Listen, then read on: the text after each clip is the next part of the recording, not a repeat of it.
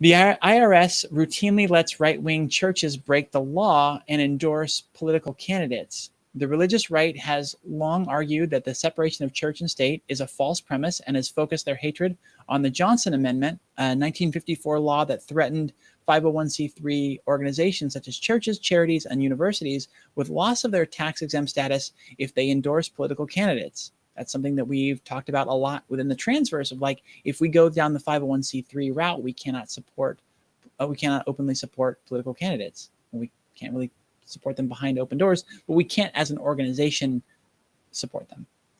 When he was president, Donald Trump promised to totally destroy the Johnson Amendment and allow our representatives of faith to speak freely and without fear of retribution.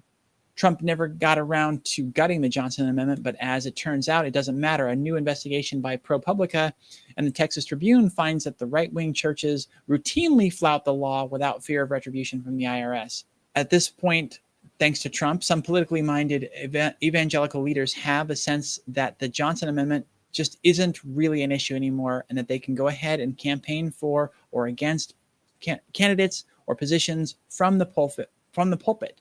So they're using their status as a community leader to influence politics, and that was the whole point of the Johnson Act was to the Johnson Amendment was to make sure that again sort of separation of church and state, but you're making sure that if you're a nonprofit and you're representative of the government in that way as a nonprofit, then you can't interfere politically, and this is a direct interference. So the article cites plenty of evidence. 6 days before a runoff election in Frisco, a Dallas suburb, Brandon Burden, the pastor of Kingdom Life Church, told parishioners, "I got a candidate that God wants to win. I got a mayor that God wants to unseat. God wants to undo. God wants to shift the balance of power in our city, and I have jurisdiction over that this morning."